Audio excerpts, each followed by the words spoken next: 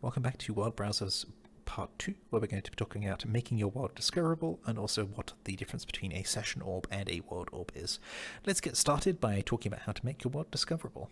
We're going to be editing the metadata of this world that I'm in, Desert Meeting Space, by myself. The geometry here is by the Mozilla Hubs group, so thank you for that again. I'm going to show you how the metadata can be got to and how you can edit it, and then we'll talk about some recommendations as we go. Let's get started. I'm going to put over here into Smooth POV, and I'm going to open up the dash here, and I'm going to hop over to the Worlds tab. Let me back out. That's from a previous take. So first what we need to do is to get to that edit metadata place. That will vary depending on if the world is open or not. I'll show you how to get to it, and then it should be easy to do it from both ways. So I actually have a session open for Desert Meeting Space right now, so there's a little bit of an extra step. I'm going to go ahead and select Desert Meeting Space. This will open this window. Then I'm going to click the top right globe icon, which will expand it into this bigger view, and I'm going to select the new session menu at the top. That just swaps all everything over here to the world actions rather than the session actions. There's a difference there. And then here you can see edit metadata. Once this is open, you'll see the metadata for the world. I'll go over each one in turn with some recommendations. So first of all is the world name. Make this as short and concise as you can, but don't be afraid to sort of explain what the world's about a little bit here. But if you're going sort of longer, that's what the description is for. Your world name can use formatting tags. There's a link in the video description that goes over the text formatting tags. That is on the NeosVR wiki. Do bear in mind that your world name shouldn't be chaotic, and it shouldn't be difficult to read for those that have maybe color deficient vision, etc. You can use colors using those text formatting tags. Just make sure that those colors are appropriate. Additionally, please don't use any crazy symbols such as the double strike letters I've been seeing on Twitter a lot recently. They do decrease searchability of your world and make it sort of harder to find. When I say weird symbols like that, I'm not referring to any non-English world names. I do know that we have communities from all around the world. I don't mean those. If it's in your native language, that's perfectly fine. I just mean, the weird sort of mathematical symbols or shapes, etc. Those are meant for specific use cases and not world names. Moving on to the description. The description is your place to make the world shine. Talk about whatever you want to talk about. It should probably list a number of things though. It should list what the world is, what you can expect when you join the world, and also maybe any credits about the world. So who helped you make it? Not only who helped you in Neos, but maybe who helped you from the external assets. This world doesn't have a description. I've been naughty in that fact, I'm sorry. But I will add a description after this video. I will put in the description what you can expect, which is a meeting space in the desert, but I also put the credits, which is who helped me make the world, which I don't think anyone assisted in this world, but I will put the people who made the world geometry, which is the Mozilla Hubs project again. Thanks to them again. It is your place to shine. Make sure you fill in a world description. It should tell people what to expect when they open the world. Beneath that is the tags list. The tags list is how to control searching a little bit more. In part 1, I went over tags which will be definable by the left-hand filtering menu. That's close this down. Yeah, that's that menu over here. I went over the tags that you can signal over there. Let me show you how to add one of those, for example. So I'm going to go ahead and get back to the edit metadata section. I'm going to go to the tags here. Let's say I wanted to add that social tag. It'll say here tags that are comma separated. So if you want to add a new one, you'll see that it starts with a comma on the end. That's fine. Just type it in there. Keep your tags still lowercase. It doesn't really matter uppercase or lowercase, but I just like seeing them all lowercase. If there's any special tag requirements for any worlds, competitions, or events, the information about that event description or competition, etc., should list it on their rules, but do take a look. So here I've added the tag social. Let's say I wanted to add another tag. I'm just going to add tag 2 like that. Feel free to add as many as you want. Don't go completely overboard and add hundreds of tags. Each tag you add will make it appear more and more, and sometimes that might be frustrating or it might not be ideal. Keep the tags to things that describe exactly what the world's going on here. For example, here I've accidentally added new Twitch panel to the tag list. That was because I was working on Twitch to do, link in the video description, in this world, and I accidentally saved it with those tags. So I could go ahead and remove those just by backspacing, and there we go, those are removed. So that's tags for you. Again, don't put too many in there, but put ones in there that are appropriate for the world. Next is World Path. World Path is a new one that unfortunately I don't have the information on. It's also more appropriate to talk about that one when we talk about the logic nodes associated with world openings and also the components that are associated with world openings. Those allow you to make sort of systems and devices which will teleport you between worlds. There's also stuff that allows you to link to a world from outside of Neos. It gives you a web address that you put into your browser and then it'll link into Neos. So I'll go over that more in a video more associated with that. Beneath that is who can open this world. There is a difference here that I want to explain, but first first of all go over the patron supporters one.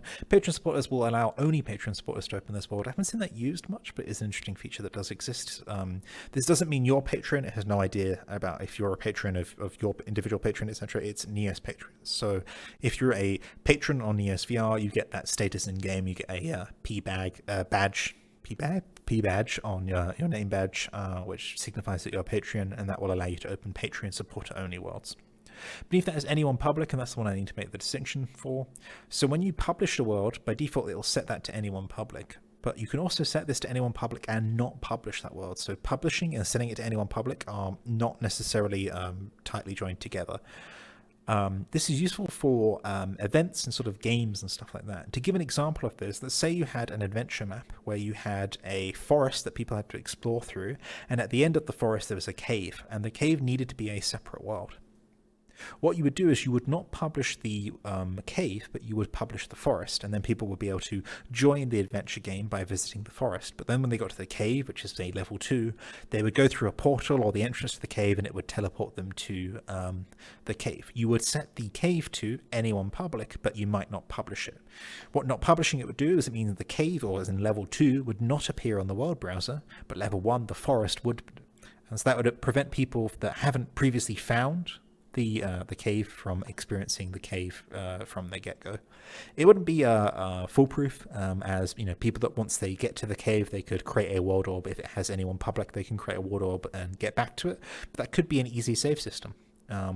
Once they get to the next level of the adventure game, they can save the world orb for the cave, and then when they start again, they can start at the cave. So that's an example of what that might be used for. So there you go, that's metadata for you. Moving onwards, I want to talk about the world orbs and session orbs. Let's go ahead and talk about world orbs first, as I've got the UI up here to talk about it.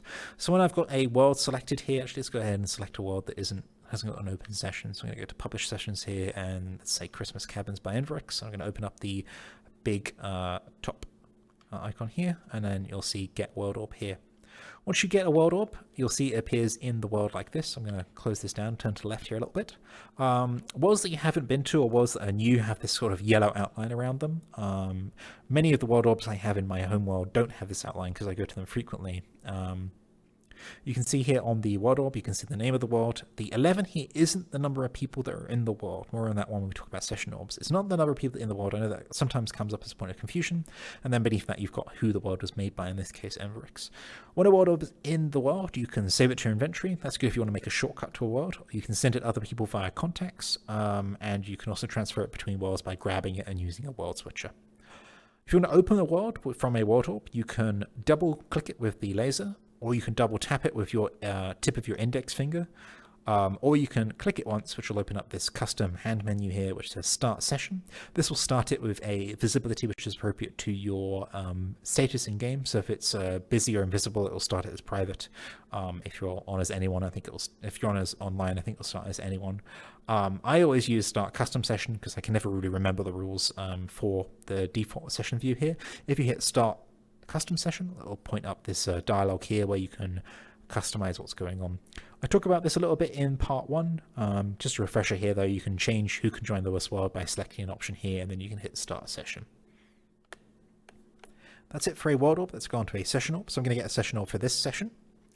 Let's go ahead and grab that. So I'm going to go up to the everything list, and I'm going to select my session here, expand it with the right hand menu, and I'm going to hit Get Session Orb here. Get Session Orb will be pink if anyone is inside the world, so you can here see desert meeting space and a 1 down on the bottom here, which means, hey, there's one person inside it. That's a Session Orb. When a Session Orb is in the world, you can join it by double tapping it with your index finger or double triggering it with your laser. If you click it once with the laser, you'll see it does this little wobble effect, which is quite cool. To talk more about session orbs, I'm actually going to turn around because there's the session orb plates here. I go over these in other videos. There's session orb controller where I talk about how this technically works. I'll link that in the video description. But there's also a quick video where I talk about how to find people. This is the fastest way to find people. Even with the world browser, I still find it a lot faster to go up to this plate and tap something quickly. Let's talk about these plates. This is the default one. You'll find this in any sort of Neos team created world like the Neos Hub or the MTC. It will contain both pink orbs and blue or purple orbs. I'm not entirely sure which. I'm slightly colorblind. The pink orbs are sessions that have people inside them. So here you can see Arc 1F1, home, hosted by Arc1F1, which has 4 people in it. And if I go around here, you'll see that the... Or is it closed? I think it's closed. There was a really busy world. Oh, no, there it is. Realm of the Crow, the Heretic, is here with 9 people in it, so you see that's quite a busy world. The blue/purple worlds, those are headless sessions. Those are open and you can join them, but just note that there's no one in them. The moment that you join a headless session, it will turn from blue or purple to pink. I'm sorry that I don't know what color that is. Like I said, I do have color deficient vision, so it's confusing to me. Let's quick go over headless worlds again. Headless worlds are worlds that are ran using the headless client capabilities. Headless sessions aren't true servers. True servers will be coming later as a feature in Neos, but they do allow you to run worlds without having a rendering context. Some people have had much success with running them on web servers and other sort of computers under their desks and things like that. I'll go over how to set up a headless session maybe as another tutorial, but it's not appropriate for this video. To make a headless session, by the way, you need to be a patron of a certain tier. More information about that will be in the video description, just to ensure I get it correctly and can keep it up to date. So that is the session orbs and the world orbs gone over. With all of these, like I said, you can grab them and send them to other people in your inventory that or in the context list. That's sort of the equivalent of inviting them. When you hit invite here on the context view, which will invite someone to a session, that sort of creates a session orb that you can then join there, but you can't spawn that in the game. It just creates a message in the context view. I think that's it for the world browser. I will go over the logics nodes and the components which allow you to make portals between worlds in another video, but that'll probably be another day from this one. So I'll see you next time. Bye.